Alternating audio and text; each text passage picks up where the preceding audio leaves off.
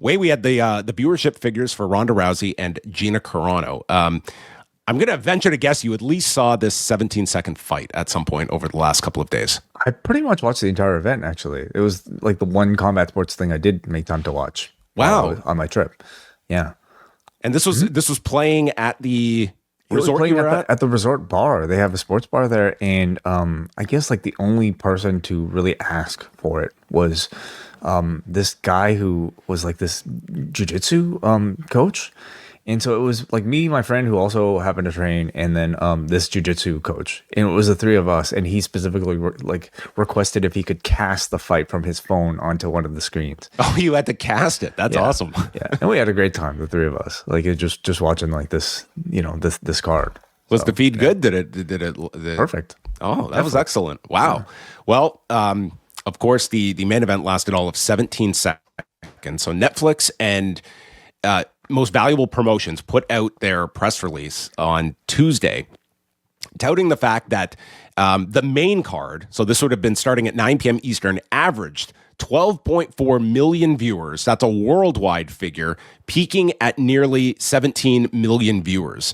And it's broken down into averaging 9.3 million viewers in the U.S. across the main card, and in the U.S. peaking at 11.6 million for the main event between Rousey and Carano. So there's a few things to note here. Number one is that they're using Video Amp, which is different from Nielsen. I mean, typically Video Amp is, they do skew higher numbers typically.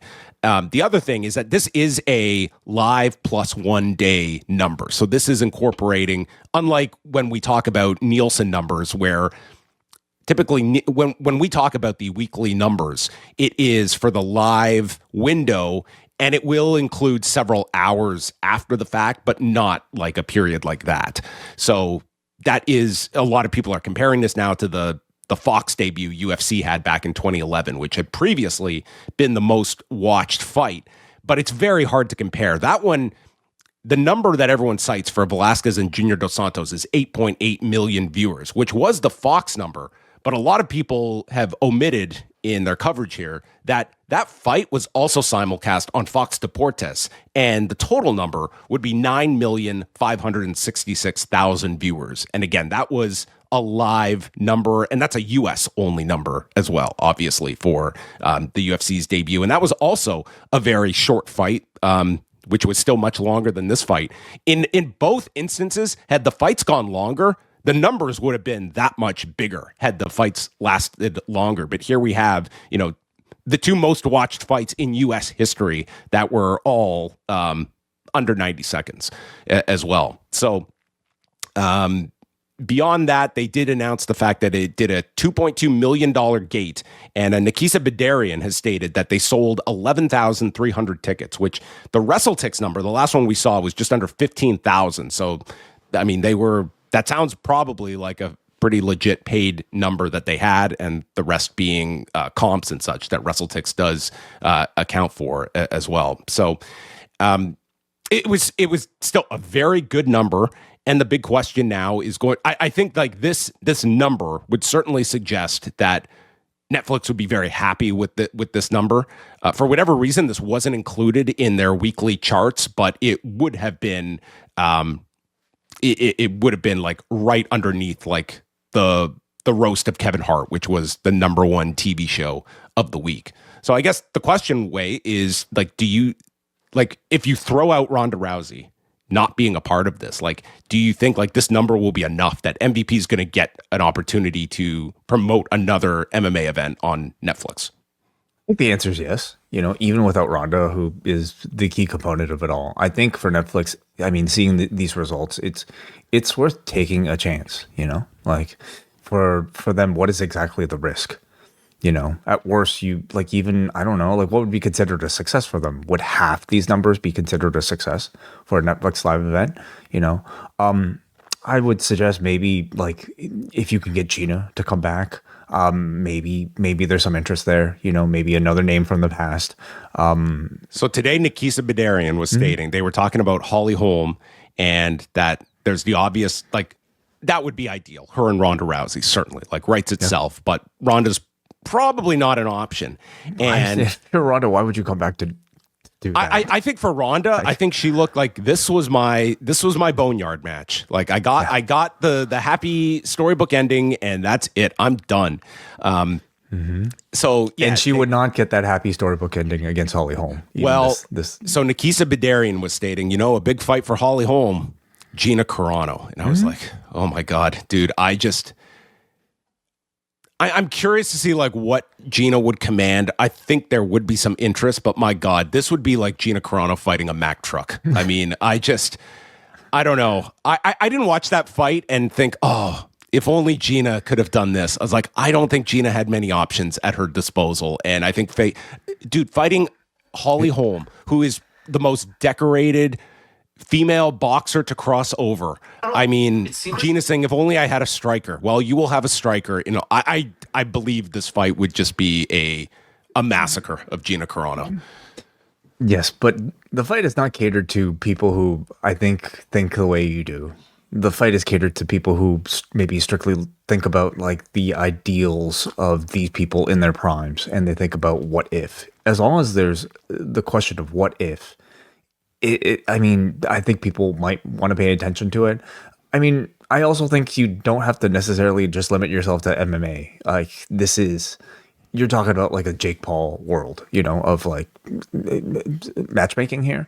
So you could be talking about Gina Carano versus anybody, which with any sort of semblance of like, I don't know, like competitive athletic background.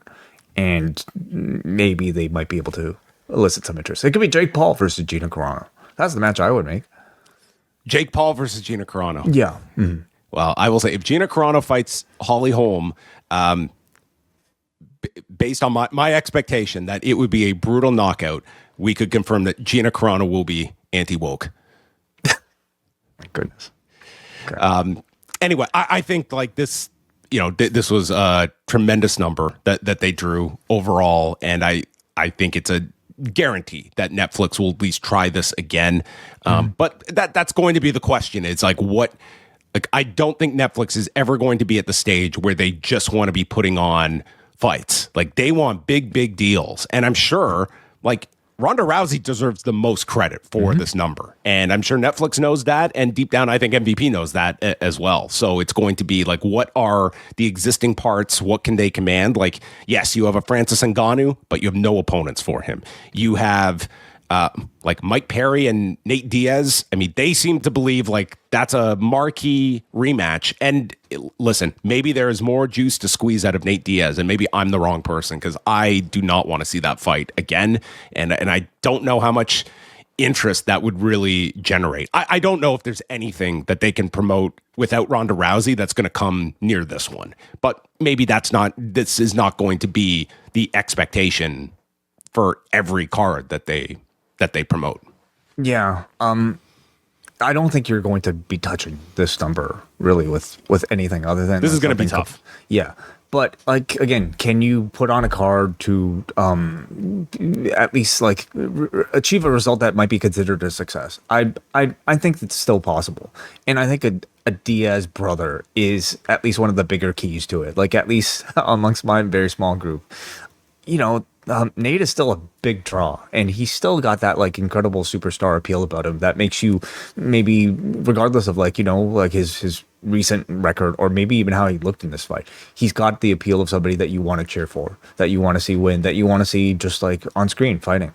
And I could probably say that was the most interesting, captivating fight that was presented, and against the right opponent, I feel like there'd be interest, perhaps. When was the last time you sat down and watched an MMA card before Saturday? Dude, it had to have been like since we were working, like at the Fight Network. Yeah, like maybe St. Pierre and Bisping.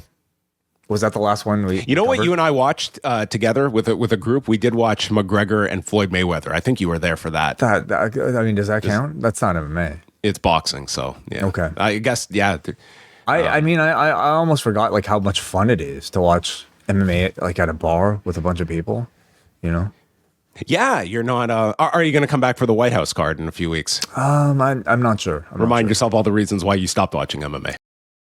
If the Post Wrestling Cafe were to undergo a drug test in the month of May, we would be testing positive because we are overloaded with content. We are going to be reviewing Hulk Hogan, Real American, all 4 episodes this month. Plus, we will go inside the Manosphere with a review of the latest Louis Theroux documentary. We will also have coverage of the Ronda Rousey Gina Carano fight, also taking place on Netflix. Rewind Away tackles WCW Super Brawl 2, and we cover NXT TakeOver Brooklyn from 2015. All that, plus all of the XL editions on a weekly basis, Collision Course, Daredevil Born Again, and so much more. It can all be yours at postwrestlingcafe.com. $8 gets you in the door.